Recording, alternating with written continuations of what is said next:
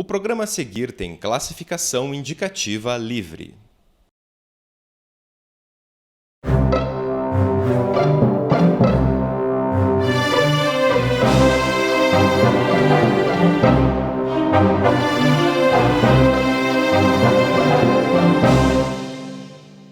As mulheres brasileiras estudam mais do que os homens e mesmo assim recebem salários 14% menores, de acordo com dados de 2015 do Cadastro Geral de Empregados e Desempregados, o CAGED.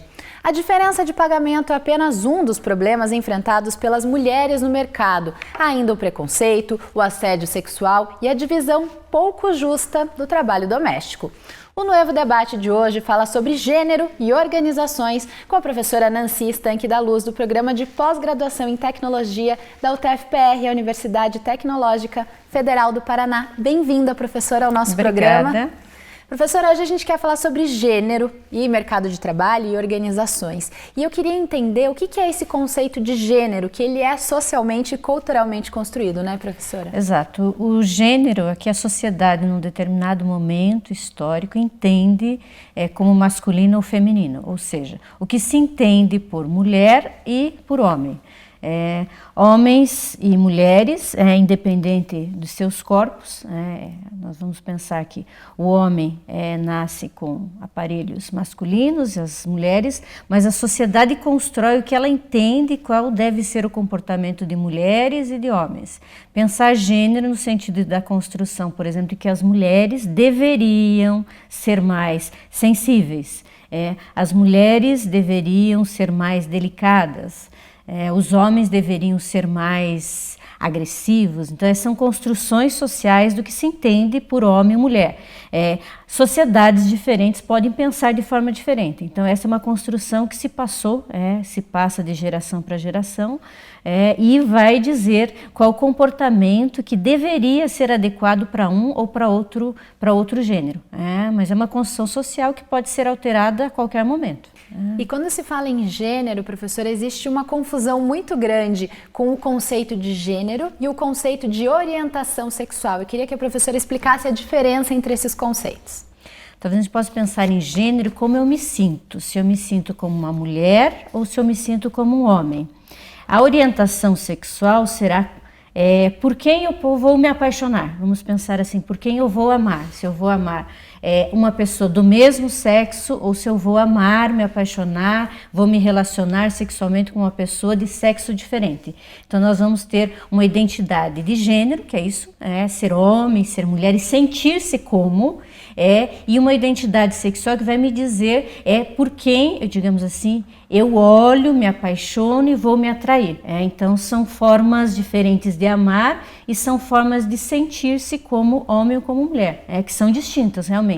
Porque uma mulher pode se apaixonar por um homem, uma mulher pode se apaixonar por uma mulher. Da mesma forma, o homem, ele pode se sentir homem e se apaixonar tanto por uma mulher quanto um homem. Então, essas identidades, elas são distintas.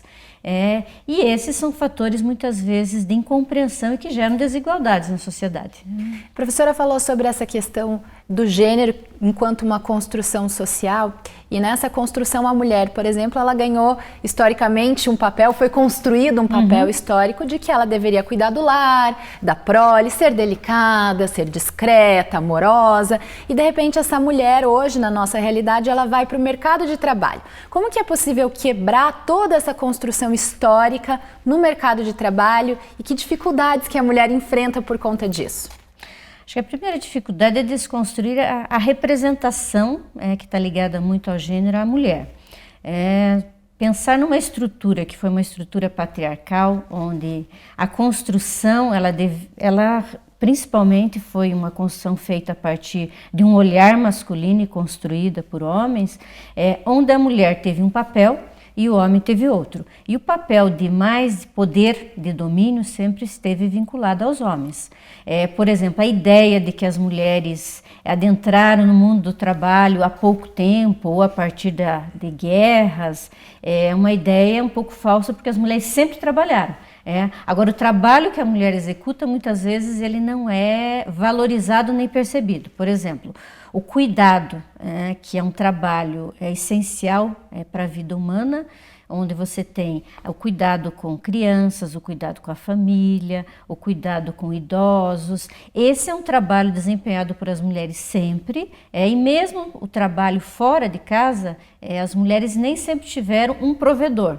Então, se a gente pensar em mulheres pobres, mulheres negras, essas mulheres sempre estiveram vinculadas ao trabalho, não só o doméstico, mas o externo. Então, acho que uma das maiores dificuldades é quebrar esse preconceito que se tem de que a mulher tem que vencer muitos obstáculos. Ela não é vista da mesma forma e ela é percebida nessa divisão como própria para algumas atividades e nem sempre adequadas para outras. Então ela tem que vencer barreiras, por exemplo, para entrar nas carreiras masculinas.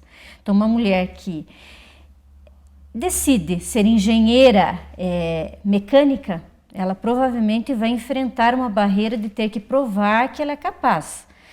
Da mesma forma, isso daqui afeta também os homens. Um homem que pretende ser professor do ensino, da educação infantil, ele também vai enfrentar. Então essa discussão de gênero vai afetar tanto um quanto o outro, mas como a gente está numa estrutura de poder masculino, normalmente o preconceito com as mulheres, elas são bem mais fortes. Nesse âmbito. Agora, o enfrentamento que as mulheres tiveram foi de escolarização. Então, acho que as mulheres, a partir dos movimentos feministas e pela luta de adentrar no universo, tanto do trabalho quanto no universo educacional, elas estudaram muito, elas venceram alguns preconceitos, inclusive provando que elas eram capazes. E ao entrar no mercado de trabalho também a gente tem essa discussão de que as mulheres acabam tendo que provar. Isso traz prejuízo, porque isso afeta, por exemplo, a saúde das trabalhadoras, no sentido de que elas têm que trabalhar mais para comprovar. Os dados, inclusive, dizem que as mulheres trabalham mais, não só pela questão do trabalho doméstico, mas existem diferenças salariais para que elas possam ganhar o equivalente, elas trabalham mais. Então, o vencer, eu diria que, embora elas tenham vencido com muita luta, eu acho que o vencer depende da sociedade entender que essas desigualdades têm que ser eliminadas. Ou seja, a mulher não precisa provar, ela não precisa trabalhar mais e ela não precisa estudar mais. Numa sociedade igualitária, as exigências têm que ser as mesmas. Então, vencer o preconceito, a desigualdade, todos esses processos, acredito que é uma tarefa para a sociedade enfrentar. Quando tem preconceito com a mulher, é a sociedade inteira que sofre.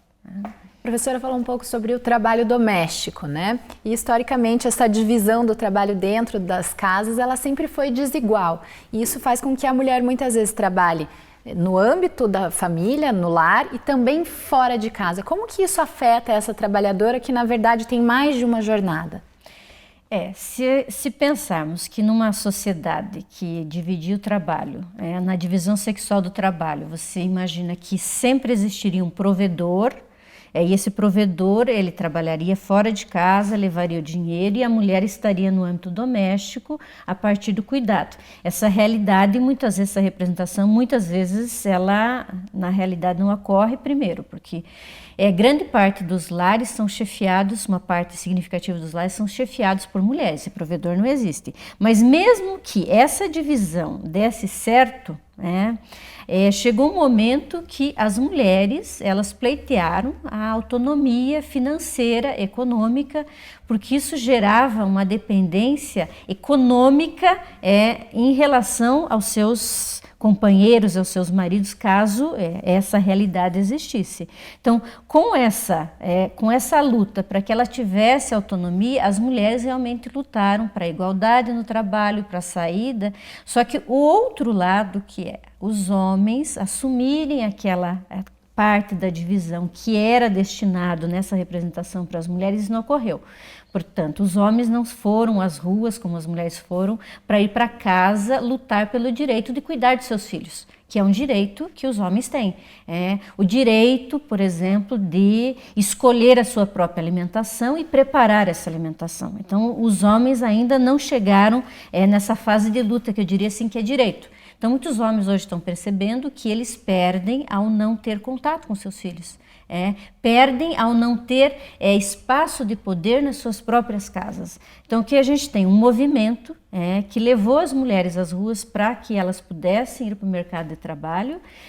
E agora hoje a gente tem um movimento que faz exatamente isso, para trazer os homens para discutir a divisão de trabalho no interior da casa, porque se nós temos mulheres e homens trabalhando igualmente no mercado de trabalho, com responsabilidades iguais em relação às contas da casa, em relação a pagamentos e educação de filhos, é justo que esses homens também vão nos espaços domésticos fazer uma divisão igualitária da mesma forma.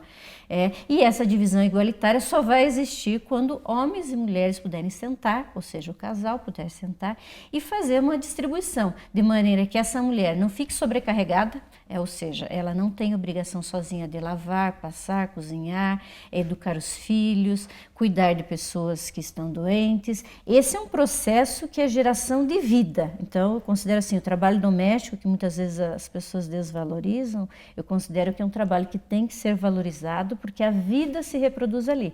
E ao ser valorizado, eu acho que tem que ser dividido também, partilhado. Eu acho que a palavra que se trabalha aí é partilha. As mulheres partilham o trabalho que é o trabalho produtivo, veja que produtivo e reprodutivo ele já divide. Os homens eles têm que passar a ocupar esse espaço na partilha e na solidariedade também. Professora, a professora tem um artigo científico em parceria com a Cirlei Maciel, que fala um pouco sobre essa questão de como o corpo feminino e o corpo masculino são educados para agir de determinadas formas. Eu queria que a professora falasse um pouco sobre como que a gente é educado para agir na sociedade, como que isso chega até o mercado de trabalho, essa nossa ação com o nosso corpo. O mercado de trabalho é sempre um processo muito competitivo. E a educação feminina ela foi muito para a submissão. Numa sociedade onde você imagina estruturas patriarcais e domínio, principalmente do masculino, a mulher tem um papel realmente que deveria assumir, e para isso, para que ela não questionasse, a educação é uma educação de submissão. Então, historicamente, a mulher foi submissa a quem? Ao pai. Ao casar-se, passava a ser submissa ao marido. Se o marido, porventura, morresse, ela passaria a ser submissa aos filhos, e assim sucessivamente. Então, ela sempre está submissa e ela é educada, o corpo dela, inclusive. A sexualidade dela é muito mais reprimida do que a sexualidade masculina. Então, a sociedade sempre verificou que o homem viver a sua sexualidade, ele estaria fazendo o seu papel. A mulher, ao viver a sua sexualidade, ela é considerada promíscua, então ela deve ter um comportamento nessa visão de submissão, um comportamento onde ela não deve chamar atenção. Então, por exemplo, na política, por exemplo, as mulheres, muito se estranha que as mulheres falem em voz alta. Então, é um conjunto que vai dizer que o corpo tem que estar a serviço dessa submissão. As mulheres vão sentar de maneira recatada, elas não devem, nesse conceito, não devem mostrar muito os seus corpos, porque nesse sentido o corpo da mulher é também visto como um objeto. A partir do momento que ela mostra, a sociedade pode interpretar que ela está mostrando para o homem, mas muitas vezes ela mostra o corpo porque está calor. Então ela está com calor e ela coloca roupas mais frescas, que aparecem mais, o que não acontece com os homens. Os homens, por exemplo, quando tiram a camisa, eles tiram a camisa porque eles sentem calor, porque estão suados. A mulher, ao tirar a camisa, a tendência e uma visão, além de submissão, uma visão sexualizada. A mulher como objeto sexual, ela tem dificuldade disso. Eu acho que, por exemplo, quando a gente tem a Marcha das Vadias, que diz o seguinte: o corpo é meu. E quando eu mostro o meu corpo, eu não estou colocando à disposição de ninguém. Não é um convite? Não é isto. O meu corpo não é um convite para ninguém, porque o meu corpo sou eu a dona e dele eu faço o que eu quiser. E independente da minha roupa, eu não posso ter justificado um estupro ou um assédio sexual. Eu acho que ela dá marcas da mudança, a mudança da mulher enquanto ser humano. E que isso a gente já tem uma conquista masculina. Então todas as discussões de direitos humanos, elas sempre colocaram que alguns grupos sociais eles estavam fora, e a mulher ela sempre esteve fora, a mulher não tinha direito.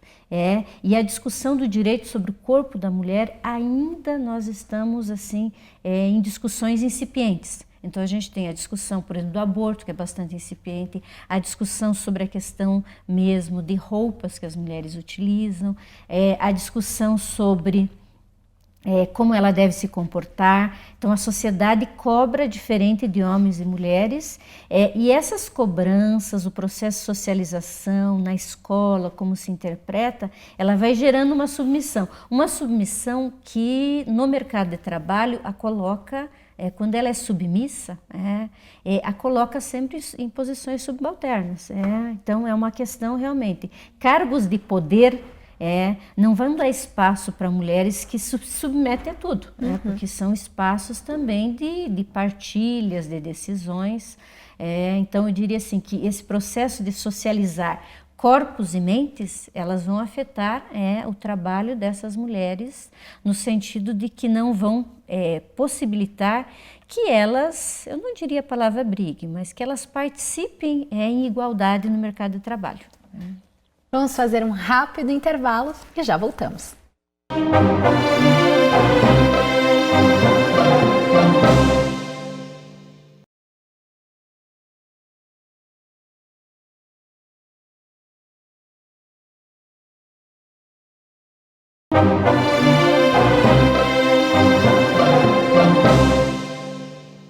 O Novo Debate é uma parceria entre a UFPR-TV e o Núcleo de Estudos da Violência Organizacional dos Programas de Pós-Graduação em Tecnologia e em Administração da UTF-PR. A nossa proposta é debater conteúdos sobre a violência nos diversos formatos e ambientes em que ela se manifesta. Hoje nós falamos sobre gênero e organizações na companhia da professora Nancy Estanque da Luz, do Programa de Pós-Graduação em Tecnologia da UTF-PR. Professora, no bloco anterior eu falei sobre uma pesquisa do CAGED que mostra que a diferença salarial entre homens e mulheres em cargos similares chega a 14% no Brasil. E esse número vem subindo nos últimos 12 anos em vez de regredir.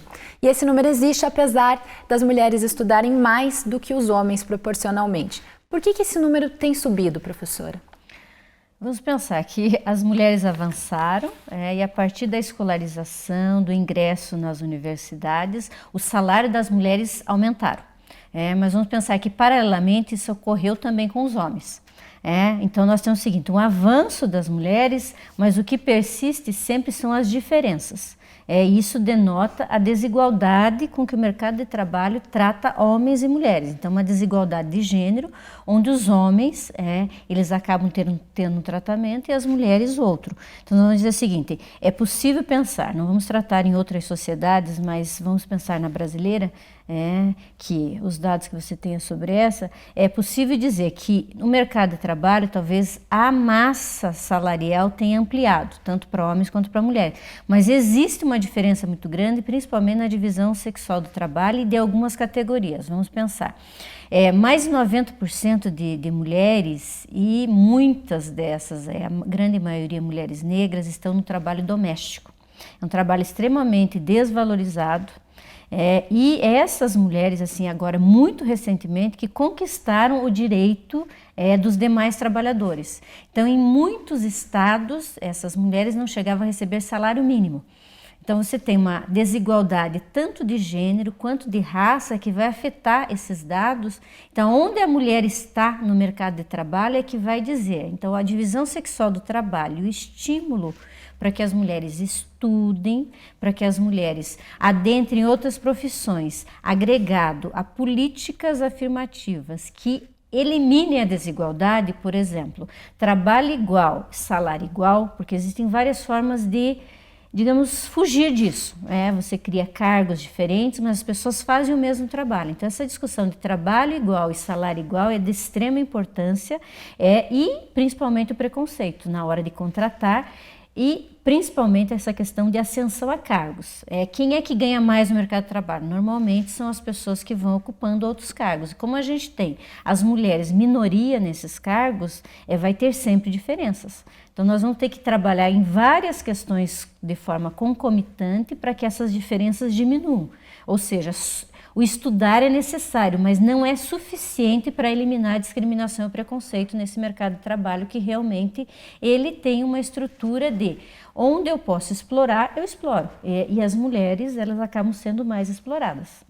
Professora, a gente falou sobre diferença salarial como um dos problemas enfrentados por mulheres, né? Especialmente, como a professora colocou, mulheres negras no mercado de trabalho, mas a gente também existe a questão do assédio, né? Como que isso atinge as mulheres, atinge mais as mulheres, por exemplo, a questão do assédio sexual do que os homens?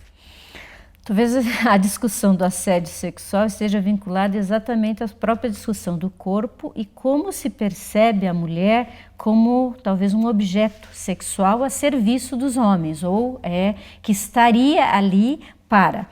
Isso acarreta, claro, tem muitas discussões, mas isso vai prejudicar, primeiro, porque as mulheres não vão estar no mercado de trabalho à disposição. Muitas vezes as chefias masculinas vão querer, para que a mulher ascenda, que ela se coloque à disposição. Hoje as mulheres estão dizendo não, isso vai afetar inclusive nas questões salariais, na estrutura organizacional, e vai afetar inclusive na sua autoestima. Uma mulher que tem uma profissão, que vai ao mercado de trabalho e ao chegar no seu ambiente, onde ela deveria desempenhar profissionalmente uma atividade, e ela é tratada como um objeto, e isso vai afetar a autoestima dessa mulher, isso vai afetar a saúde dessa pessoa e vai criar sempre essa situação de que as mulheres estão sempre à disposição.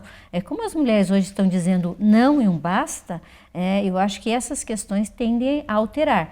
Então a gente tem casos assim de denúncias, e eu acho que é isso que tem que ocorrer. Sempre que ocorre denúncias, homens, inclusive denúncias de companheiros masculinos que verificam essas questões no ambiente de trabalho e denunciam. Eu diria assim que tem um processo que é punitivo, mas que não é o ideal, porque de forma geral nós temos que mudar a cultura no ambiente de trabalho, que seria uma cultura de enxergar a mulher e homens como profissionais.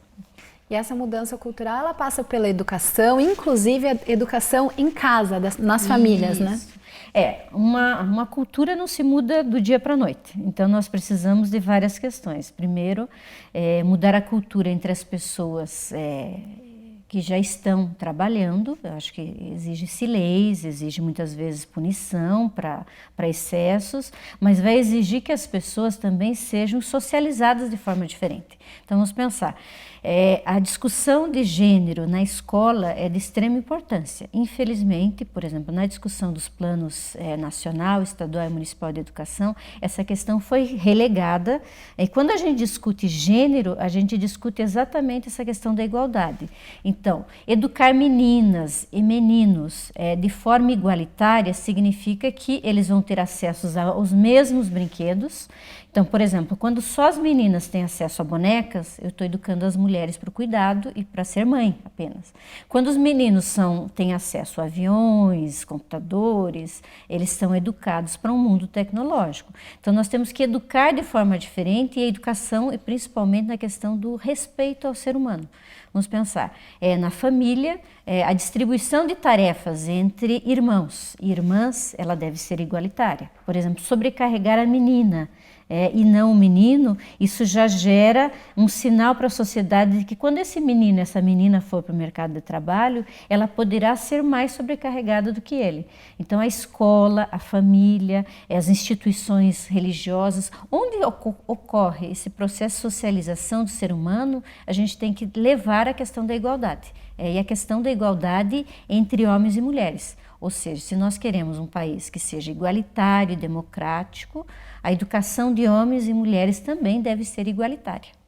A gente falou bastante sobre como que essa educação é diferente, como essas questões culturais afetam a mulher. Agora eu queria falar um pouco também, professora, como que tudo isso afeta o homem. Ele também sofre uma pressão diferenciada por exemplo, ter de ser o provedor, aquele que vai trazer o dinheiro para a família. Quando esse homem fica desempregado, por exemplo, como que isso afeta o homem? As relações de gênero e essas desigualdades, embora a gente esteja discutindo aqui como afetam as mulheres, mas ela afeta a sociedade como um todo. Ou seja, relações que não são igualitárias, elas prejudicam os homens também, porque aquela questão que a gente discutiu anteriormente. Os homens, eles perdem, por exemplo, espaços importantes e perdem também oportunidades importantes, por exemplo, na socialização dos filhos, na companhia. E ao estar numa relação de gênero, onde ele é obrigado a ser o provedor, mesmo que isto não ocorra na prática, ele continua na mente de muitos homens e de muitas famílias. Ao perder o emprego, por exemplo, ele acabou-se enquanto indivíduo. Se o papel dele era ser provedor, ele vai provavelmente se sentir prejudicado ao ter a mulher fazendo isso. Então essa divisão é complicada, porque os homens sempre têm que estar provando que eles ganham mais. Isso gera, por exemplo, casais atualmente, existem famílias onde a mulher ganha mais e o homem se sente muito mal. Inferiorizado. Inferiorizado porque ganha menos. Então, numa família onde o homem ganha mais, normalmente a mulher sente-se feliz, porque imagina que esse salário vai ser para melhorar a vida da família. Muitas vezes, quando a mulher ganha mais ou ascende no poder, isso gera um sentimento de inferioridade. Então a gente tem assim, não pode se dizer que isso seja os motivos, mas muitos casamentos podem se desfazer, porque os homens não conseguem viver com essa pressão, e atualmente é difícil que um homem sozinho possa prover uma família. Então, normalmente são homens e mulheres trabalhando. Então, essa mentalidade talvez de provedor, de divisão, que o homem é do espaço público e a mulher do privado, ao ser alterada, a gente pode criar uma estrutura de homens e mulheres que possam ser mais felizes, que possam se adaptar àquilo que a família discute. Por exemplo, se em algum momento o homem pode ficar em casa cuidando, se organizar, ele pode, em algum momento, a mulher sair e fazer essa divisão. Na verdade, quem tem que fazer é o casal. E nessa divisão, eu acho que não pode ter homens e mulheres sendo prejudicados. Então, a mudança na mentalidade também do homem é necessária, para que a gente possa ter uma sociedade onde os dois possam participar igualmente. Professora, para finalizar, é evidente que isso é um processo, né? Mas como que as instituições, as organizações, as universidades, os sindicatos podem trabalhar para que a gente alcance esse mundo mais igual e portanto, que promova mais a felicidade entre as pessoas? Talvez o primeiro momento a gente desnaturalizar o preconceito, a desigualdade, por exemplo, não considerar natural que homens e mulheres ganhem de forma diferente, ou que mulher trabalhe mais, ou que as mulheres tenham assédio. Então, desnaturalizar as relações de gênero, eu acho que é o primeiro momento, ou seja, olhar para homens e mulheres de forma diferente. E ao desnaturalizar, nós criamos um espaço que é para educar para uma nova sociedade. Então, você desnaturaliza aquilo que existe, ou seja, vão continuar existindo homens, vão continuar existindo mulheres, mas elas podem ser educadas de forma diferente. Nós temos que mudar, inclusive, legislações. Então, hoje nós pensamos assim, nos processos. O que se pode fazer nesse sentido? As legislações, elas podem também acelerar a igualdade. Então, a gente pode ter legislações, políticas públicas nesse sentido também, porque se as mulheres são as mais prejudicadas no mercado de trabalho, há necessidade de políticas afirmativas para que estimule essa igualdade. Então, adesão de empresas a políticas nesse sentido, considerar as particularidades das mulheres no mercado de trabalho. Que particularidade eu diria assim, se as mulheres são as únicas que amamentam, as empresas têm que dar espaço para que elas amamentem de forma adequada. Essa questão de punição e trabalho no interior das empresas para assédio moral, assédio sexual e, mais do que punir, eu diria assim, que é discutir no interior dessas organizações relações igualitárias e de respeito, e eu acho que é o que acontece talvez nos grupos, por exemplo, de pesquisa das universidades, que discutem, tentam desnaturalizar e levam propostas. Então, nessas propostas, eu acho que tem que ser um conjunto. Eu diria assim que a sociedade deve estar conjunto, homens e mulheres, no sentido de construir as políticas públicas, no sentido de construir uma cultura diferenciada, uma cultura da igualdade. Professora, muito obrigada pela participação, pela conversa. Eu é que agradeço pelo convite. Obrigada. Foi um prazer. Se você quiser saber mais sobre o assunto discutido hoje, é só acessar o site nuevo.org.br. Obrigada pela companhia e até a próxima.